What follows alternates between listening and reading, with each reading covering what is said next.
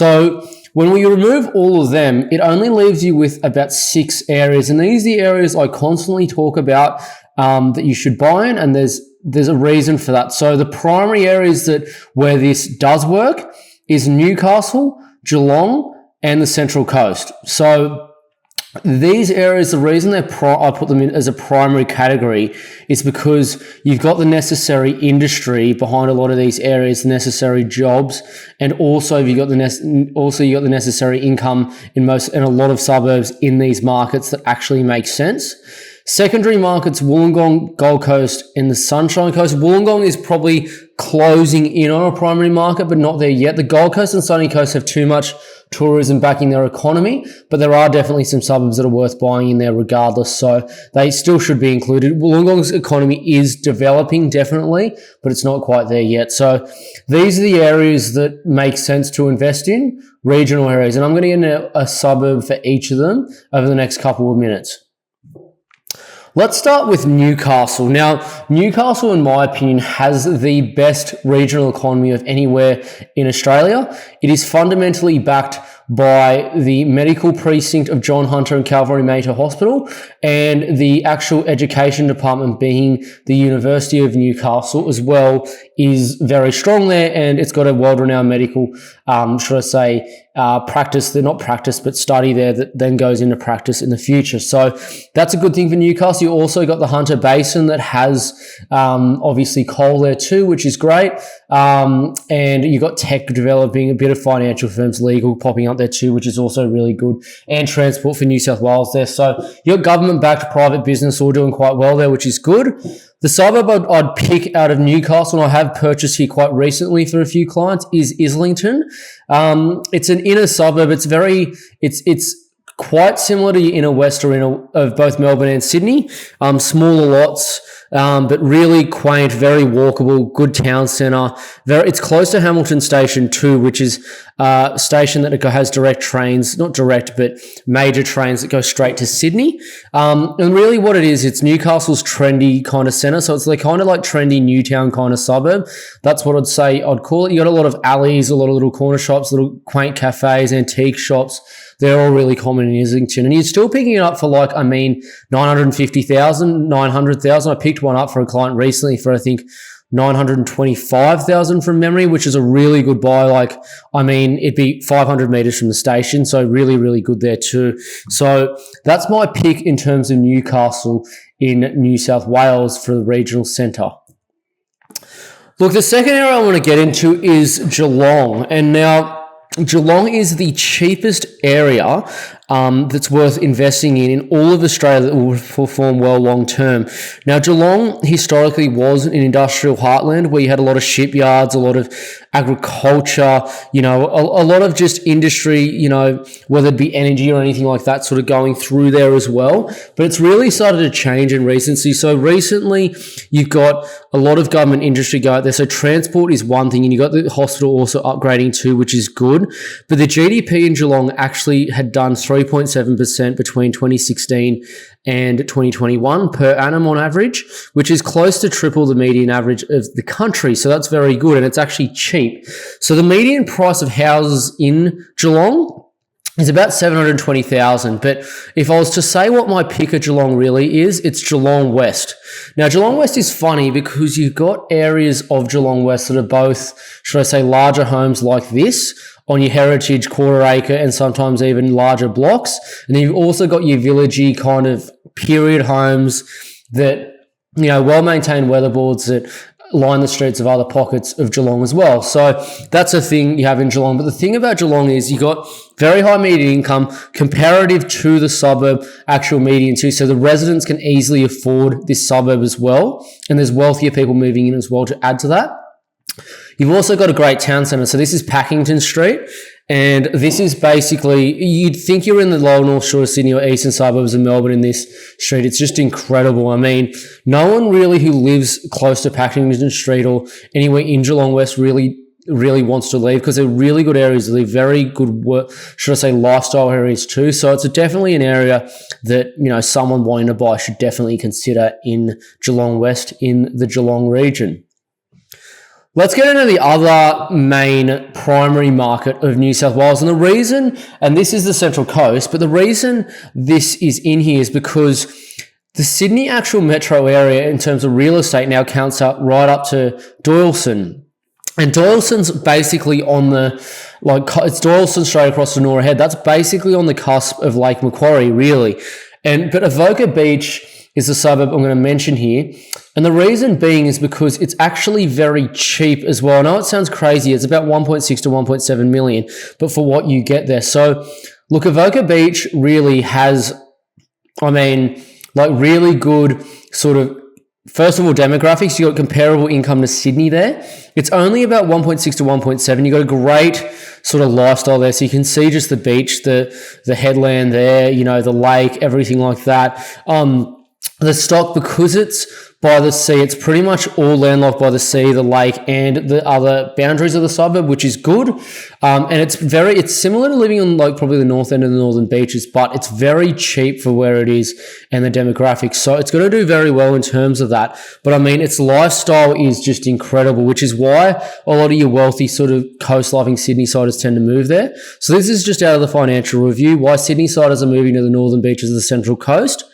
And that's quite common now in the Central Coast to see that happening. So it's a great area to consider if you're thinking of buying there in terms of a primary market close to Sydney, but outside of Sydney in terms of regional Australia in the Central Coast and Avoca Beach.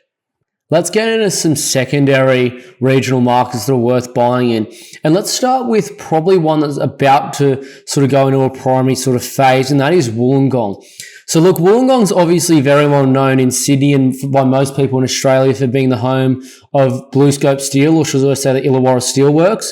Not as big as it used to be, but it is still obviously in operation there. A lot of the blast furnaces are still down there, and you've got obviously Port Kembla as well, which is good, where a lot of, container ships come still outside of Sydney.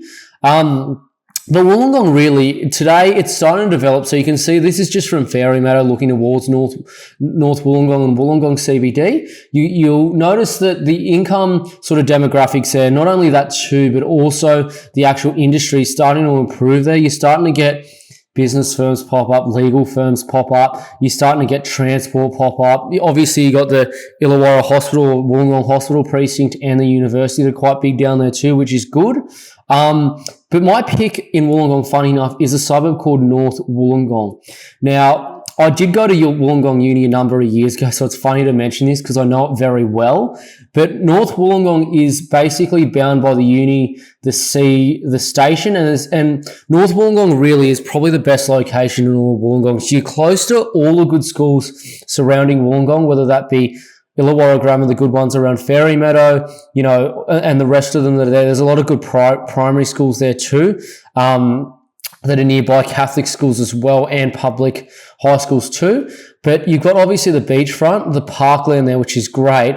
And the small western pocket there is mostly low density near the station. And it's also, the thing is, all of this actually sits as well within the transport orientated plan. So the land is very scarce around here. It's very hard to find good blocks of land that don't go for ridiculous sums. I'm still picking up stuff here for about 1.3, 1.4 million. Some, if it's a bigger block, a bit more. But if you want a future development project, this is a good suburb for it. You're never going to have issue getting a tenant here. It's in demand from pretty much everyone who wants to live here. Uni students, people who work at the hospital, uni lecturers, established families. It's in demand from everyone. So it's such a good location in Wollongong, and it's a good buy for that regional area of Wollongong as well. Let's go to another secondary market, and this market has started to pick up, but it's not quite, I'd say, at a primary regional market yet, but it's quite expensive. So that area is the Gold Coast. It's one of my favorite areas in the country, simply being someone who loves the coastline. Look, obviously you've got some of the most beautiful beaches and headlands, and definitely the best surf breaks you'll have in the country in the Gold Coast. So no surprises there that I like it. But fundamentally, the reason why it still sits within a regional area worth investing is because it does have quite a few suburbs that have performed well long term. It does have international investment, and a lot of wealthy people do tend to move their money. It's one of the areas of Australia where you get, it's called the Great Australian Migration, of a lot of the southerners from Sydney and Melbourne that move up here to live for the lifestyle, which is good. But the one thing in the Gold Coast that does play a bit of a difficult part is the income demographics for the, should I say, either mortgage repayments or rent in the suburb. So the suburb I want to pick is a suburb called Miami. Now, it's not the Miami in Florida. It's the Miami that's one suburb south of Mermaid Beach. And it's got basically the strongest demographics in pretty much the whole Gold Coast aside from Mermaid Beach.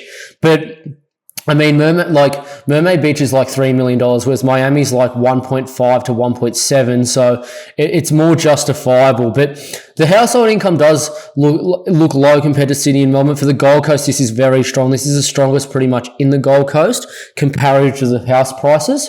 But the thing is, the people that live in houses, because there are quite a few, should I say, short-term residents that tend to live in Miami.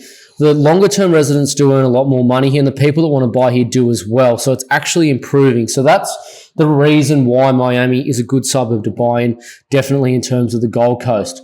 So, I mean, that's my pick for the regional market of the Gold Coast, and it's a good area still to buy. You just need to be a little bit more careful around the suburbs you buy on the Gold Coast, that's all. Let's finish off with the Sunshine Coast. And look, the Sunny Coast, it only just scrapes in here really because there's only literally about 6 or 7 suburbs that have done the level of growth that I need. And there's not much income demographics here either, but they happen to always be in a similar area. Now, look, the Sunny Coast, again, is quite a market that is quite dependent on tourism as well, but you do, it's not as much further along as the Gold Coast, but it is getting towards an area where you do have some better industry there. So, look, you got the hospital precinct, you do have also a university, and you have some smaller businesses and trade ship going on there, quite a bit of development as well, so it does help. But my suburb pick for the Sunny Coast is a suburb called Warana. Now, Warana has comparatively decent income for the suburb, which isn't too bad. I'd say it's quite well priced. It's priced around 1.4 to 1.5 million at the moment, which is pretty good. I mean, especially compared to, a lot of other suburbs in the coast, but this has got decent income and it's very, should I say, low density and quite tightly held, which is good. So that'll help the suburb in the long term. But in terms of its price, it's very cheap for where it is. So to give everyone an idea, Warana is literally just south of Badina, and it's that one along the coastline. I'd argue it's the cheapest, probably, I'd say, suburb in the Sunny Coast with relatively good access to the CBD areas and the main facilities of Mooloolaba and Maroochydore. So that's a really good thing. And I mean, you're not going to go too wrong buying here. It's pretty much a beachfront suburb, which is really good. So definitely something to consider if you're thinking about buying in the Sunny Coast. You do need about $1.5 million for it though.